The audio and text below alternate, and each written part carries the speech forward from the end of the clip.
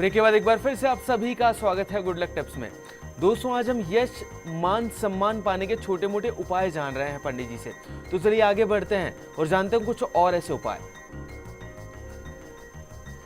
जो इंसान, जो व्यक्ति हर रोज अपने बड़े बुजुर्गों के सम्मान में प्रणाम करता हो, चरण स्पर्श करता हो, सेवा करता हो, उस इंसान की उम्र, विद्या, ज्ञान, यश और शक्ति लगातार बढ़ती जाती है। आप स्वयं अपने माता पिता का सम्मान करें, उनके चरण स्पर्श करके घर से निकलिए। आप देखिएगा आपके बच्चों में भी वही संस्कार आएंगे, वो भी आपके चरण स्पर्श करके घर से बाहर निकलेंगे। माता पिता तो साक्षात भगवान हैं, उनके चरण स्पर्श करने से भगवान की पूजा हो जाती है। और जिसने माता पिता को पूज लिया हो, उसके जीवन में कभी यश नहीं आता है।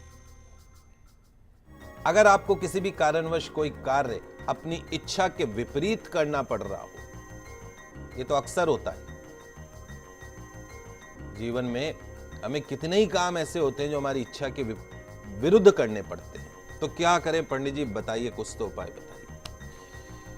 तो पंडित जी कहते हैं कि आप भगवान की आरती करते समय, सुन लीजिए, लिख लीजिए, समझ लीजिए क्या कह रहे पंडित जी। आप भगवान की आरती करते समय एक कपूर और एक फूल वाली जो लौंग होती खाते हैं, जो पूरा फूल हो, एक साथ जलाकर आरती के बाद प्रभु से निवेदन करें, श्री कृष्ण से निवेदन करें कि आपकी इच्छा के विरुद्ध कार्य ना हो। और उसे जो कपूर और लौंग है वो 2-3 दिन में थोड़ा थोड़ा खा लीजिए, या एक साथ खा लीजिए। इससे आपकी इच्छा के विपरीत कार्य होना बंद हो जाएगा। यदि आपको जीवन में मान सम्मान की चाह है, बहुत इंपॉर्टेंट बात बता रहा हूं, सुन लीजिए, आपके घर से संबंधित है।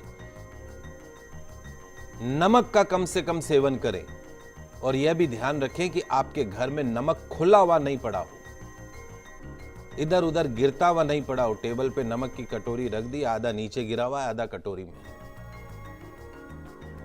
कोशिश करिए कि नमक जब भी कटोरी से निकालें, डिब्बे से निकालें, तो चम्मच का प्रयोग करें, उंगलियों से नहीं निकालें। पुराने जमाने में बड़े बुजुर्ग कहा करते थे कि यदि नमक गिराओगे तो आंखों की पलकों से उठाना पड़ेगा। तो दोस्तों, जिस घर में नमक का निरादर होता हो, नमक का नुकसान होता हो, अरे सस्ती है, गिर भी गई तो क्या हो गया, ये भावना रहती हो, नमक का ज्यादा सेवन होता हो, तो उस घर के निवासियों को हमेशा मानसिक तनाव, mental depression, high blood pressure की शिकायत बनी रहती है। समाज में उचित मान सम्मान कभी भी नहीं मिलता है। और यदि आपको लगता है कि आपके साथ ऐसा दोष हो गया है, तो लगातार 7 रविवार को 5 बादाम किसी धार्मिक स्थान में चढ़ाएं। रविवार को यथासंभव नमक का प्रयोग न करें, या नमक का करना ही है तो सेंधा नमक का प्रयोग करें। एक समय मीठा भोजन ग्रहण करें। अगर आपको लगता है कि आपके जीवन में आपको पर्याप्त मान सम्मान नहीं प्राप्त हो रहा है, रेस्पेक्ट नहीं मिल रही है, या मिलता भी है तो बहुत ज्यादा देर नहीं, तो खुशी बहुत लंबे समय तक नहीं रह पाती है। लाख भला करने के पश्चात भी अंत में बुराई ही नसीब में आती है। तो एक छोटा सा उपाय कर लीजिए। आप ये देखिए कि आप इधर उधर बाहर सड़क पर कहीं भी थूकते तो नहीं है। आदत होती है, हमारी गंदी आदत होती है, गाड़ी चला रहे हैं, खिड़की खोली, थूक दिया, सड़क पे थूक दिया, घर में है कहीं पे भी साइड में थूक दिया। अगर ऐसा करते हैं तो उसे तुरंत बंद कर दीजिए। अब आप पूछेंगे कि भाई थूकने से क्या संबंध है? दोस्तों, बिल्कुल संबंध है मान सम्मान का। अपने घर के वॉश बेसिन जहां पर आप नहाते हो, ब्रश करते हो, सिर्फ वहीं पे कुल्ला करें, अपना गला साफ करें, थूक निकालें। और विशेष तौर पे अपने थूक को कभी भी अपने पांव से मत रगड़िए। और अक्सर देखा होगा, बैठे बैठे लोग बाग है ना, टांगे हिलाते रहते हैं, बैठे बैठे उनकी टांगे हिलती रहती है, पता नहीं बीमारी है क्या, लेटे हुए हैं तो भी टांगे हिलाते रहते हैं। आपको पता है इससे क्या होता है? बच्चों को भी देखो तो बैठे बैठे टांगे हिलाते थे। भाग्य रूठ जाता है आपका। अब भाग्य को उठाना हो तो टांगे हिलाओ ना, कौन मना कर रहा है? आपकी टांगे खूब हिलाओ। चाह कर भी पर्याप्त मात्रा में सम्मान प्राप्त नहीं होता है। तो सरल से नियम है, पालन करेंगे तो समाज में मान सम्मान मिलेगा ही मिलेगा। यदि आप चाहते हैं कि आप जो भी काम कर रहे हैं आपको उसमें सफलता मिले,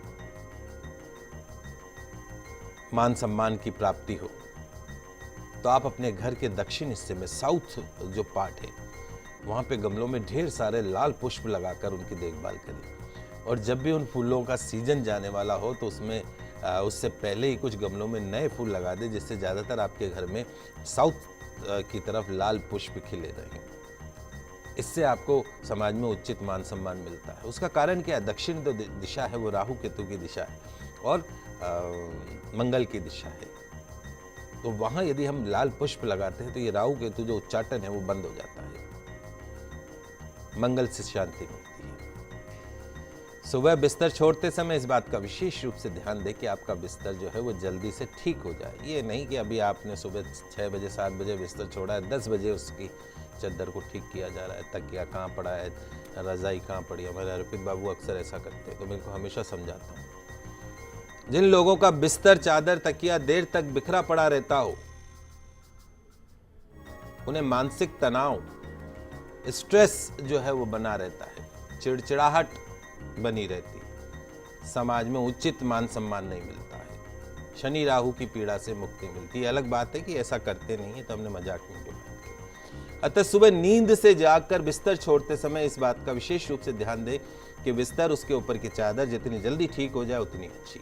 किसी का इंतजार करने की जरूरत नहीं, आप स्वयं कर दीजिए। सुबह नींद से जागकर सबसे पहले अपने दोनों हाथों को आपस में मिलाकर पुस्तक की तरह उसको खोल लीजिए। ऊपर से नीचे तक गौर से देखते हुए श्लोक पढ़िए, पढ़ सके तो बहुत। करागे वस्ते लक्ष्मी कर मध्य सरस्वती, कर मूले तू गोविंद प्रभाते कर दर्शनम। ये हथेली में आपके सब भगवान आ गए और उसको ऐसे रगड़ के उसको चेहरे पे लगा लीजिए। इसके बाद जो स्वर चल रहा हो, नाक पे हाथ लगा के देखिए, जिस छिद्र से सांस ले रहे हो उसी तरफ का जो पांव है वो आपको धरती पर रखना है। और धरती पर रखने से पहले धरती माता को प्रणाम अवश्य कर लीजिएगा। उसके पश्चात घर के किसी सदस्य का चेहरा देखें। यह भी ध्यान रखें कि शीशे में सुबह सुबह अपना चेहरा कम से कम आधे घंटे या नहाने से पहले बिल्कुल भी नहीं देखना चाहिए। वो एक अलग बात है कि आजकल ब्रश कर रहे हैं तो भी सामने शीशा है, शेव वेव बनानी तो जरूरी है पंडित जी शीशे वो देखना, वो बात ठीक है। पर उठते ही कांच के सामने खड़े हो जाओ कि मैं उठने के बाद कैसा लग रहा हूं, तो वो गलत है। लाख चाहकर भी मान सम्मान प्राप्त नहीं होता है, लंबे समय तक टिक नहीं पाता है। यदि आपकी गलती ना होते हुए भी आप पर कोई झूठा कलंक लग गया हो तो आप सूर्योदय के बाद और सूर्यास्त से पहले एक सफेद रुमाल में थोड़े से कोयले रखकर उसे किसी निर्जन स्थान पर रख के आ जाएं और मन ही मन भगवान श्री गणेश से अपने ऊपर लगे कलंक को दूर करने के लिए प्रार्थना करें। हाथ जोड़कर लौट कर आइए, पीछे मुड़कर मत देखिए। घर पर आकर अपने हाथ पांव अच्छी तरीके से धो लीजिए। इस उपाय को बिल्कुल गोपनीय तरीके से करिए। ऐसा कम से कम 6 महीने तक करने से निश्चित तौर पर आपको लाभ होगा। तो दर्शकों, हम उम्मीद करते हैं कि हमारे कार्यक्रम आपको जरूर पसंद आया होगा।